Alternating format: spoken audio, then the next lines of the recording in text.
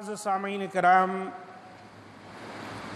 ذی الحجہ کے ابتدائی 10 دن بہت زیادہ فضیلت کے حامل ہیں، اور اس کے 10 دن جو ہیں ان کی فضیلت احادیث سے بہت زیادہ ہے۔ ان ایام کی فضیلت اس بات سے بھی نمایاں ہوتی ہے کہ اللہ تعالیٰ نے ان کی قسم کھائی ہے قرآن مجید کے اندر۔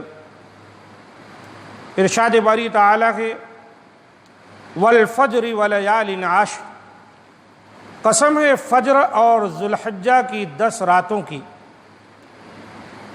یہ سورہ فجر کی آیت نمبر 1 اور 2 ہے۔ ابن حجر رحمۃ اللہ علیہ بیان کرتے ہیں کہ مجھے عشرہ ذی الحجہ کی فضیلت کا سبب یہ معلوم ہوتا ہے کہ ان دنوں میں چونکہ تمام بنیادی عبادات جو کہ نماز، روزہ، صدقہ اور حج ہیں وہ سب اکٹھی ہو جاتی ہیں، اور وہ ان کے علاوہ کسی اور دن میں جمع نہیں ہوتی۔ یہی ایام ہیں جن میں تمام عبادتیں جمع ہو جاتی ہیں، چاہے وہ نماز ہو، چاہے روزہ ہو، حج ہو، زکوٰۃ ہو، سب اکٹھی ہو جاتی۔ اس کے علاوہ اور کوئی ایام نہیں کہ جن میں تمام عبادتیں اس طرح سے اکٹھی ہو جائیں۔ آپ صلی اللہ علیہ وآلہ وسلم سے ان ایام کے سلسلے میں جو احادیث مروی ہیں ان میں آپ صلی اللہ علیہ وآلہ وسلم نے ان ایام کی اتنی بڑی فضیلت بیان کی ہے کہ جہاد فی سبیل اللہ سے بھی زیادہ۔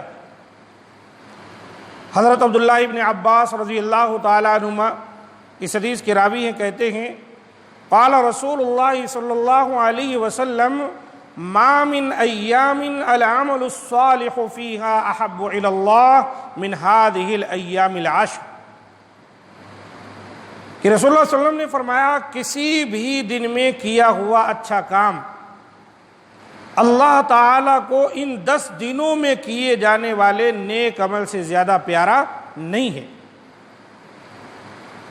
اللہ کے رسول صلی اللہ علیہ وآلہ وسلم نے جب یہ بات بیان فرمائی تو صحابہ اکرام نے کہا قالوا یا رسول اللہ ولل جہاد فی سبیل اللہ، اے اللہ کے رسول کیا اللہ تعالیٰ کو ان 10 دنوں میں کیے جانے والے نیک عمل سے زیادہ پیارا کوئی عمل نہیں، جہاد بھی؟ تو آپ صلی اللہ علیہ وآلہ وسلم نے فرمایا ولل جہاد فی سبیل اللہ، ہاں جہاد بھی ان ایام میں کیے گئے اعمال کے مقابلے میں نہیں ہے۔ الا رجل خرج بنفسه وماله فلم يرجع من ذلك بشيء، الا ہے کہ کوئی ایسا آدمی جو اپنے جان اور مال کے ساتھ اللہ کے راستے میں نکلا اور پھر وہ کچھ واپس لے کر نہ آیا، اس کا مال بھی اللہ کے راستے میں لگ گیا اور اس کی جان بھی اللہ کے راستے میں لگ گئی، یعنی وہ شہید ہو گیا۔ یہ حدیث ابو داؤد کی ہے 2434 نمبر پر اور صحیح حدیث ہے، اور اسی طرح ابن ماجہ نے بھی روایت کیا ہے 1731 پر۔ تو اس حدیث سے ہم یہ مسئلہ سمجھ سکتے ہیں خوب اچھی طرح کہ ان 10 دنوں کے اندر جو اعمال کیے جائیں گے ان کی فضیلت کتنی بڑی ہے،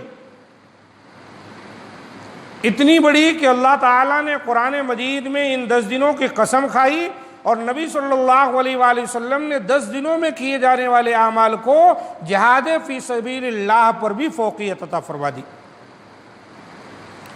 تو اب ہم ان 10 دن کے ایام میں کیا کریں گے؟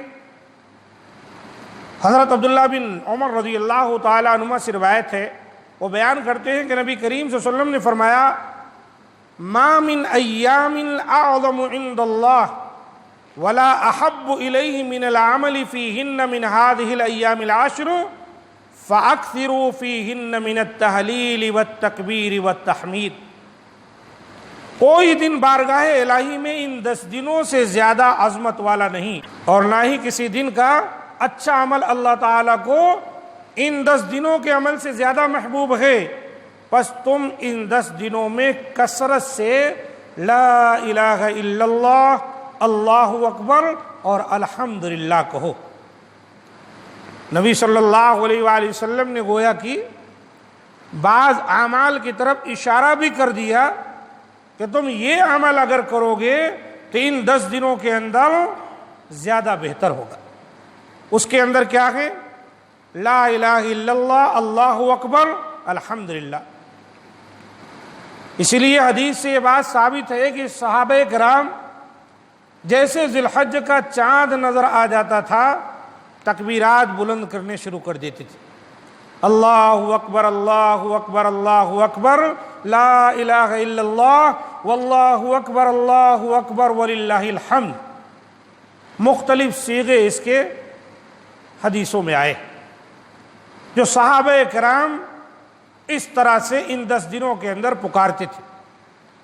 امام بخاری رحمۃ اللہ علیہ فرماتے ہیں کہ ان 10 دنوں میں ابن عمر اور ابو ہریرہ رضی اللہ تعالی عنہما تکبیر پکارتے ہوئے بازار نکلتے تھے اور لوگ بھی ان کے ساتھ تکبیر کہنا شروع کر دیتے، اور محمد بن علی رضی اللہ تعالیٰ عنہ نفلی نماز کے بعد تکبیر کہتے تھے۔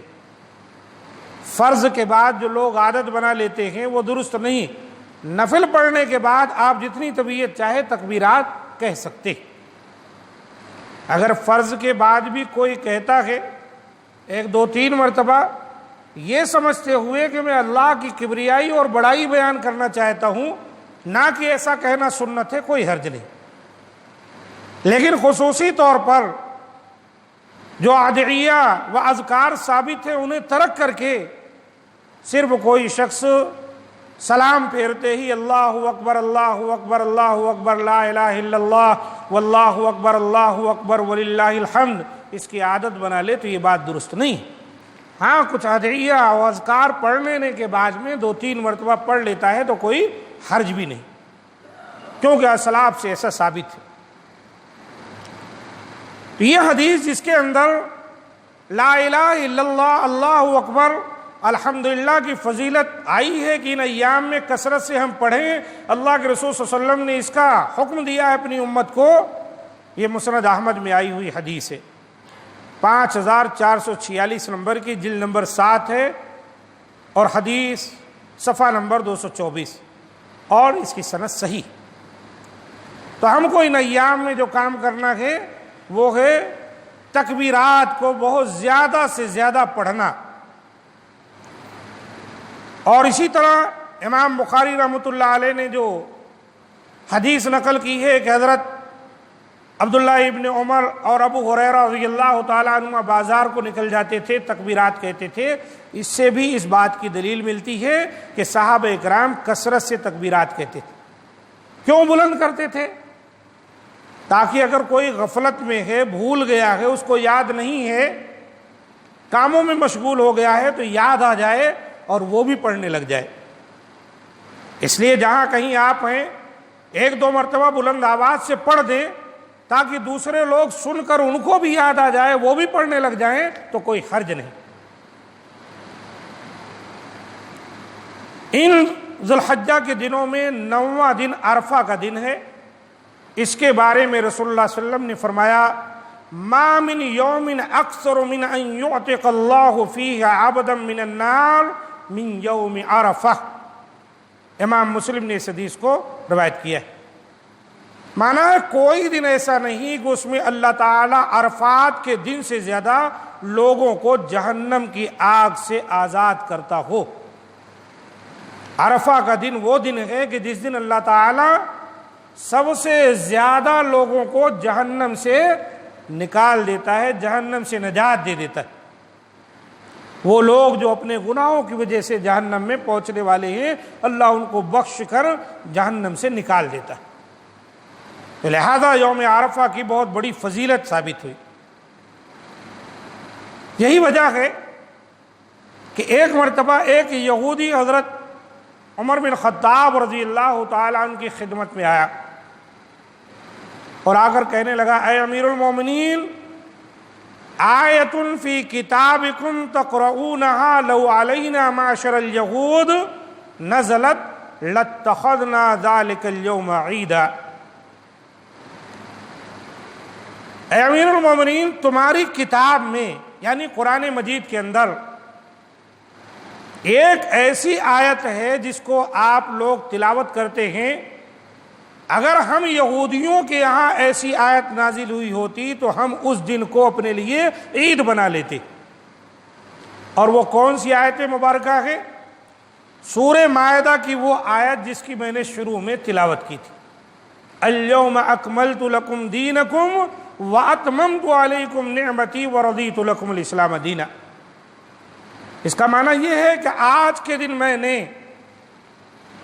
اے مسلمانوں تمہارے لیے تمہارے دین کو مکمل کر دیا، واتممت علیکم نعمتی، اور اپنی نعمتیں تم پر تمام کر دی۔ دین اسلام کی حیثیت سے اپنے نبی کو بھیج کر قرآن اس پر نازل کر کے تمہارے لیے اپنی نعمتیں تمام کر دی۔ وَرَضِيتُ لَكُمُ الْإِسْلَامَ دِينًا، اور اسلام کو دین کی حیثیت سے میں نے قبول و منظور کر لیا، پسند کر لیا، چن لیا۔ اب اس کے علاوہ اور کوئی دین قبول ہونے والا نہیں ہے۔ جیسے قرآن میں ایک دوسرے مقام پر اللہ تعالیٰ نے فرمایا وَمَن يَبْتَغِ غَيْرَ الْإِسْلَامِ دِينًا فَلَن يُقْبَلَ مِنْهُ۔ اب اگر کوئی دین اسلام کو چھوڑ کر کوئی اور دین اختیار کرتا ہے، پسند کرتا ہے، چنتا ہے، چاہتا ہے، فَلَن يُقْبَلَ مِنْهُ، تو اس سے اس کا یہ دین ہرگز اللہ تعالیٰ کے ہاں قبول نہیں کیا جائے گا۔ وَهُوَ فِي الْآخِرَةِ مِنَ الْخَاسِرِينَ، اور اس دھوکے میں جو پڑا ہے کہ شاید اور کوئی دین اللہ کے ہاں قبول کر لیا جائے تو وہ خسارے میں ہے، نقصان میں ہے، قیامت والے دن اس کو کوئی اور دین کام آنے والا نہیں۔ تو اس آیت مبارکہ کی بہت بڑی فضیلت ثابت ہوئی کہ یہودیوں کی خواہش ہوئی کہ کاش کی ایسی آیت ہم یہودیوں کے پاس نازل ہوئی ہوتی تو ہم اس کو اپنے عید کا دن مقرر کر لیتے۔ حضرت عمر فاروق رضی اللہ تعالیٰ عنہ نے اس یہودی کو جواب دیا، کہا اس آیت کے نزول کا دن یوم عرفہ تھا اور جمعۃ المبارک تھا، یعنی عرفہ والے دن یہ آیت نازل ہوئی تھی نبی صلی اللہ علیہ وسلم پر، اور وہ جمعہ کا دن تھا۔ تم عید تو بنا لیتے، ہمیں تو اللہ تعالیٰ نے عید کے دن ہی گویا یہ آیت دی ہے۔ ہمارے یہاں تو پہلے اور وہ عید ہے جو سالانہ نہیں بلکہ ہر ہفتے آتی، جمعہ کا دن۔ تو سبحان اللہ۔ اور ایک اعتبار سے دیکھا جائے تو دنیا میں بہت سے ایسے بھی مقامات ہیں جہاں پر لوگ اس دن عید بھی منا رہے ہوتے ہیں۔ تو یہ آیت کریمہ بہت بڑی آیت ہے مفہوم کے اعتبار سے، کہ دین اسلام مکمل ہو گیا، آپ کوئی چیز نہ اس میں سے نکالنا ہے نہ اس میں داخل کرنا ہے، اور اللہ کی رضامندی ہو گئی دین اسلام کے لیے۔ اللہ نے اس کو اپنی ایک نعمت قرار دیا ہے، لہذا ہم کو اور آپ کو چاہیے بغیر کسی کم و زیادتی کے اس اسلام کو قبول کر لیں، بدعات و خرافات سے اپنے آپ کو محفوظ رکھیں۔ تو نبی کریم صلی اللہ علیہ وسلم کی عادت مبارکہ تھی کہ آپ 9 ذی الحجہ کا روزہ بھی رکھا کرتے تھے۔ حدیث سے ثابت ہے کہ یہ جو 9 دن ہیں 1 سے لے کر 9 تک، اس میں اللہ کے رسول روزہ بھی رکھتے تھے، جیسا کہ حدیث میں مروی ہے کہ رسول اللہ صلی اللہ علیہ وسلم 9 ذی الحجہ یوم عاشوراء یعنی 10 محرم اور ہر ماہ میں سے 3 دن روزہ رکھا کرتے تھے۔ ایسے دیگر احادیث سے ثابت ہے کہ آپ پیر اور جمعرات کو بھی روزہ رکھتے تھے۔ تو جو عمل ثابت ہوا وہ یہ کہ ہم ان ایام میں روزہ بھی رکھ سکتے ہیں، نفلی عبادتیں کر سکتے ہیں۔ صحابہ کرام میں سے بہت سے نفلی عبادت کرتے تھے، قرآن کی کثرت سے تلاوت کر سکتے ہیں، صدقات و خیرات کر سکتے ہیں۔ ہر وہ عمل جو نیک ہے ان ایام میں کرنے سے اس کی فضیلت بڑھ جاتی۔ خصوصی طور پر یوم عرفہ والے دن جو 9 ذی الحج ہے، اس دن کا روزہ بھی بہت بڑی فضیلت کا حامل ہے، لیکن اس کے لیے جو حج پر نہیں گیا ہے، جو حج پر گئے ہیں عرفہ میں موجود ہیں، ان کے لیے نہیں ہے بلکہ غیر حاجیوں کے لیے، جیسا کہ صحیح حدیث سے ثابت ہے کہ رسول اللہ صلی اللہ علیہ وسلم سے سوال کیا گیا، سئل رسول اللہ صلی اللہ علیہ وسلم عن صوم یوم عرفہ فقال یکفر السنة الماضیة والباقیہ۔ رسول اللہ صلی اللہ علیہ وسلم سے یوم عرفہ کے روزے کے متعلق سوال کیا گیا تو آپ صلی اللہ علیہ وآلہ وسلم نے فرمایا گزشتہ اور آئندہ سال کے گناہ دور کر دیتا ہے، یکفر السنۃ الماضیۃ والباقیہ، پچھلے سال جتنے گناہ ہو گئے وہ بھی اس روزے سے معاف ہو جاتے ہیں، آئندہ آنے والے سال بھی جو گناہ ہوں گے اللہ ان کو بھی معاف فرما دیتا ہے۔